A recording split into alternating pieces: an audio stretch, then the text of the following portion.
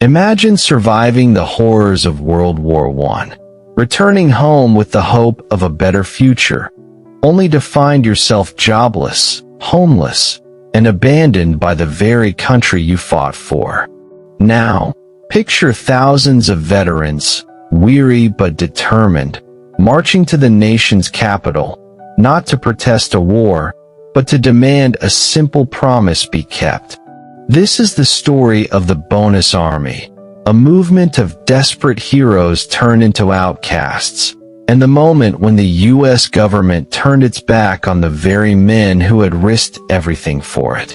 What happened next would shake the nation and change the course of history forever. Welcome to Old Around the World, where we travel back in time to bring history to life. The seeds of the Bonus Army protest were planted during World War I when the U.S. government promised financial compensation to its soldiers. In 1924, Congress passed the World War Adjusted Compensation Act, granting veterans a bonus based on their years of service. However, there was a catch. The bonuses were not to be paid until 1945. This delay left many veterans struggling to survive in the years that followed. As the Great Depression gripped America in the late 1920s, the situation worsened for these veterans. Unemployment skyrocketed, and thousands of former soldiers found themselves without jobs, homes, or any means to support their families. The promised bonus, though not yet due, became a beacon of hope for many who were desperate for financial relief. In 1932, amidst widespread poverty and suffering, calls for early payment of the bonus gained momentum. Many veterans believed that they had earned their compensation through sacrifice and hardship during the war. They argued that the government should release the funds immediately to help them survive the economic crisis. A former Army sergeant named Walter W. Waters emerged as a leader in this movement. Frustrated by the government's refusal to act, he and other veterans began organizing a mass demonstration in Washington, D.C. Their goal was clear: to demand the immediate payment of their bonuses. What started as a small movement quickly grew into one of the largest protests in American history. Thousands of veterans and their families began marching toward the nation's capital, determined to make their voices heard. In the spring of 1932, veterans from across the country began their journey to Washington, D.C., traveling by foot, hitchhiking, or hopping on freight trains. They made their way to the capital, carrying little more than their determination and hope. The movement, which became known as the Bonus Expeditionary Force, rapidly gained national attention. As they arrived, the veterans set up makeshift camps throughout the city, most notably on the Anacostia Flats, a swampy area near the capital. They built shelters out of scrap wood, cardboard, and canvas, creating what resembled a military encampment. Despite their hardships, the protesters remained peaceful and disciplined. The veterans organized themselves into units based on their wartime divisions, maintaining order within their ranks. They held meetings, conducted drills, and even established a newspaper to spread their message. Their demand was simple: Congress should pass legislation to provide them with their long overdue bonuses immediately. The public response to the Bonus Army was mixed. Many Americans sympathized with the veterans, seeing their struggle as a symbol of the country's economic despair. Others, including government officials, feared that the growing encampment could lead to unrest and violence. Despite these concerns, the Bonus Army remained steadfast. As their numbers swelled to over 20,000, they waited anxiously for Congress to act.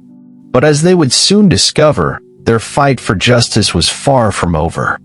The presence of the Bonus Army in Washington put immense pressure on the U.S. government. President Herbert Hoover and Congress found themselves at the center of a growing political crisis. While some lawmakers supported the veterans' demands, others insisted that the government could not afford to pay the bonuses early. A bill proposing immediate payment, known as the Wright-Patman Bonus Bill, was introduced in the House of Representatives. The bill passed the House with overwhelming support, giving the veterans a glimmer of hope. However, when it reached the Senate, the outcome was devastating. On June 17, 1932, the Senate voted down the bill, rejecting the veterans' plea for financial relief. The news spread quickly through the encampments, and despair turned into frustration. Despite their disappointment, the veterans remained largely peaceful, vowing to continue their protest. President Hoover viewed the bonus army as a growing threat. He believed that their presence in Washington was being manipulated by radicals and communists. While there was no substantial evidence to support this claim, Hoover's administration began pushing for their removal. With tensions rising and the government unwilling to meet their demands, the veterans faced an uncertain future. The peaceful demonstration was now at risk of turning into a major confrontation. As the weeks passed, government patience wore thin. Many officials, including Army Chief of Staff General Douglas MacArthur, saw the bonus army as a potential danger to national security. They feared that if the veterans remained in Washington, their movement could inspire further unrest. Hoover ordered the police to begin removing some of the protesters from federal buildings they had occupied. On July 28, 1932, a confrontation between the veterans and the Washington police erupted near Pennsylvania Avenue. During the skirmish, 2 veterans were shot and killed by police officers. The incident sent shockwaves through the encampments, heightening tensions between the protesters and law enforcement. Public opinion also began shifting, with many Americans now viewing the government's response as excessive. Hoover, fearing further violence, turned to the U.S. Army to clear out the bonus army once and for all. He authorized the use of military force, setting the stage for a dramatic and tragic showdown. That same day, the government gave the final warning to the veterans: leave voluntarily or face the consequences. Many protesters, sensing imminent danger, prepared for what was to come. On the afternoon of July 28, 1932, General Douglas MacArthur, along with his aides Major Dwight D. Eisenhower and Major George S. Patton, led U.S. troops into action against the bonus army. Armed with bayonets, tear gas, and cavalry, they moved toward the protesters' encampments. The sight of U.S. soldiers advancing against their fellow veterans was a shocking moment in American history. Many of the protesters, believing they would be treated with sympathy, were stunned by the military's aggressive response. Tear gas canisters were fired into the camps, forcing men, women, and children to flee. The soldiers, following orders, began demolishing the makeshift shelters, setting fire to whatever remained.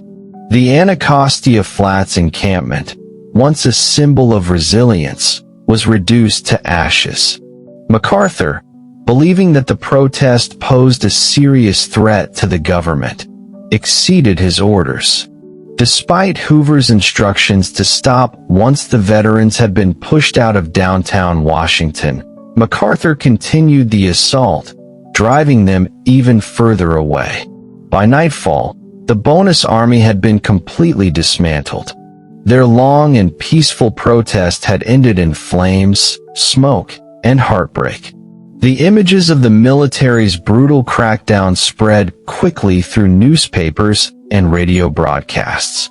The American public reacted with outrage, horrified that their own government had turned on veterans who had once fought for the country.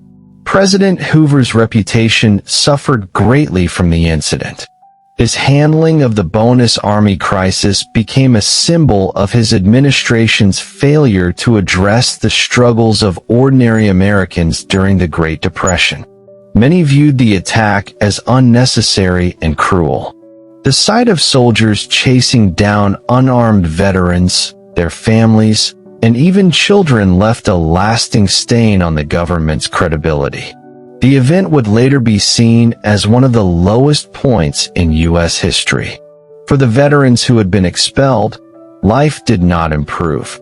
They returned to their struggles, jobless, and without the financial assistance they had fought so hard to receive. Their dreams of justice had been crushed. However, their story was far from over. The Bonus Army's sacrifice would eventually lead to change, but not under Hoover's leadership. President Hoover, already deeply unpopular due to his handling of the economic crisis, faced severe backlash. His administration attempted to justify the military action by claiming that the protest had been infiltrated by communists and anarchists. However, the public was unconvinced. Most people saw the veterans as desperate men who had simply asked for what they were promised. Hoover's reputation suffered greatly, and his chances for re-election dwindled. Meanwhile, General MacArthur defended his actions, arguing that he had saved the country from a potential uprising. He dismissed the suffering of the veterans and insisted that he had acted in the best interest of national security. However, not everyone in the government agreed. Major Dwight D. Eisenhower, who had been present during the crackdown, later expressed regret about the military's involvement and criticized MacArthur's decision to escalate the situation. For the members of the Bonus Army, the fallout was devastating. They had lost their homes, their possessions, and in some cases, their lives. The trauma of being forcibly removed by the government they had once served was something many never recovered from. Some veterans, unable to find work or support, fell into deeper poverty, while others continued to fight for their rights in different ways. Despite the tragedy, the Bonus Army's sacrifice was not entirely in vain. Their struggle brought national attention to the plight of struggling veterans, forcing future administrations to reconsider their treatment of those who had served. Their story would serve as a crucial lesson in the years to come. The tragic fate of the Bonus Army became a defining moment in American history. The public outrage contributed to Herbert Hoover's crushing defeat in the 1932 presidential election, as Franklin D. Roosevelt won in a landslide. The new administration took a different approach to veterans issues, though at first, Roosevelt did not support immediate payment of the bonus either. However, Roosevelt handled the veterans with more care. When another group of bonus marchers arrived in Washington in 1933, instead of ordering the military to remove them, he provided them with food, housing, and jobs through the Civilian Conservation Corps. While they did not receive their bonuses immediately, they were treated with dignity, marking a stark contrast to Hoover's response. The ultimate victory for the Bonus Army came in 1936 when Congress passed the Adjusted Compensation Payment Act, overriding Roosevelt's veto. The bill allowed the early payment of the promised bonuses, finally delivering what the veterans had fought for. Though it came too late for many, it was a hard-earned recognition of their service and sacrifice. The events of 1932 also led to significant changes in the way the government handled veterans' affairs. Over time, policies were put in place to provide better financial and medical support to those who had served. The GI Bill, passed after World War II, was directly influenced by the lessons learned from the Bonus Army struggles, ensuring that future generations of veterans received benefits without having to fight for them. The Bonus Army story became a powerful symbol of perseverance and activism. Their courage in standing up for their rights, despite the government's harsh response, proved that ordinary citizens could push for change. Their legacy remains a reminder of the sacrifices made by veterans and the importance of holding the government accountable to those who serve. Today, the Bonus Army's story is remembered as a pivotal moment in American history. Museums, documentaries, and historical texts continue to highlight their struggle, ensuring that their sacrifices are never forgotten. The National World War I Memorial in Washington, D.C., serves as a tribute to those who fought in the Great War, including the members of the Bonus Army. The lessons from 1932 remain relevant in modern times. The Bonus Army's fight for fair treatment echoes in the struggles of veterans today, as many continue to advocate for better health care, financial assistance, and mental health support. Their protest also stands as a reminder of the power of collective action. When people unite to demand justice, they can influence history. The military crackdown on the Bonus Army serves as a warning about the dangers of government overreach. The sight of American soldiers attacking their own veterans shocked the nation and forced future leaders to rethink how they responded to civil unrest. It remains one of the most controversial actions ever taken by a U.S. administration against its own citizens. Though their initial fight ended in tragedy, the Bonus Army's persistence ultimately led to change. Their struggle paved the way for policies that better support veterans and set an example for future movements seeking justice. They proved that standing up for one's rights, even in the face of great opposition, is never in vain. As we reflect on their story, we are reminded of the sacrifices veterans make and the responsibility we have as a society to honor and support them. The Bonus Army's protest was not just about money.